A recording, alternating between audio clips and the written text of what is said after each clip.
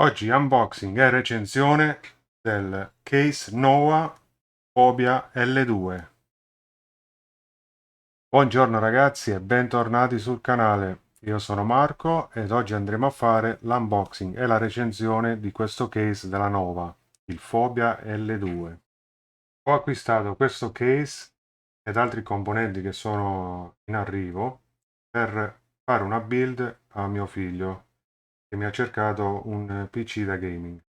Naturalmente, come sapete, da un anno e mezzo a questa parte le schede video sono introvabili e quelle che si trovano naturalmente vengono venduti a prezzi esagerati. Io sono riuscito a reperire una RX 570 da 4 giga.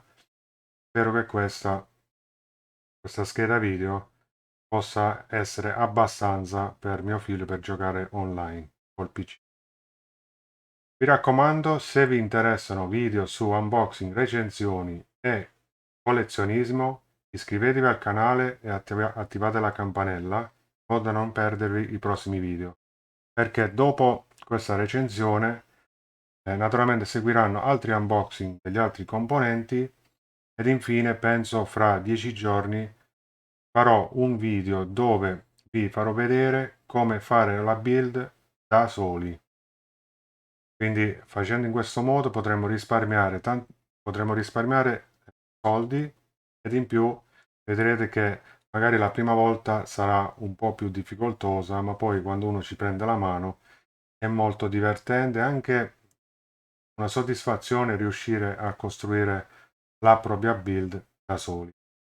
Allora, proseguiamo molto velocemente all'unboxing di questo piccolo pacco, che è qualcosa che ho ordinato comunque per fare la build. Vedere cosa c'è dentro.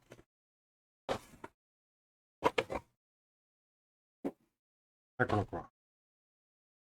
Come questo case viene consegnato, ovviamente viene venduto con una sola ventola posteriore, ho pensato di acquistare questo set di ventole della GEM.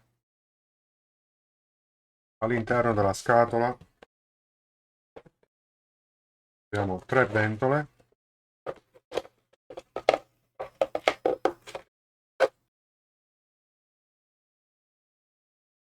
che sono già attaccate a questo hub per le ventole, che ha un adesivo 3M posteriore in modo che potremo attaccare all'interno del case nella parte posteriore. Insieme abbiamo il telecomandino. Poi una volta conclusa la build, farò vedere l'effetto luce. Ecco il nostro Phobia L2 della Nova. La parte frontale è tutto metal mesh. La parte laterale troviamo il vetro temperato, ci fa intravedere i componenti montati all'interno. Nella parte posteriore troviamo l'alloggiamento PSU.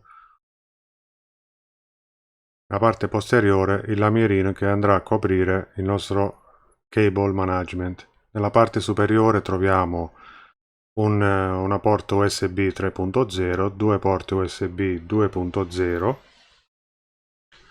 una porta audio, un tasto di accensione, uno di reset e uno per i LED. Nella parte frontale troviamo anche il logo della Nova. Sopra troviamo un tappetino magnetico antipolvere.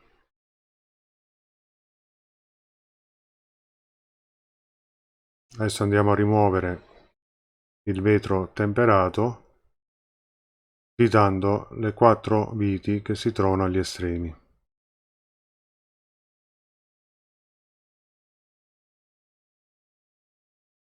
E andiamo a vedere come è fatta la parte interna di questo mini tower. Vi ricordo che in questo case possono essere montate solo schede madri di formato micro ATX o mini ATX, quindi fate attenzione se nel caso dovesse acquistare questo case di acquistare la scheda madre, quella giusta. All'interno possiamo vedere che questo case può montare sul copri PSO due ventole da 120 mm, nella parte frontale 3 ventole da 120 mm oppure 2 da 140 mm, nella parte superiore due ventole da 120 mm e nella parte posteriore una ventola da 120 mm. Ora andiamo a rimuovere la lamiera nella parte posteriore.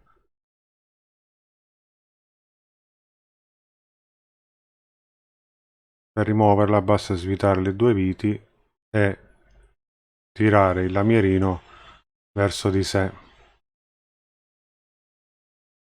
Ecco qui che troviamo l'alloggiamento per la PSO, che può essere formato ATX, e troviamo anche l'alloggiamento per due micro SSD da 2.5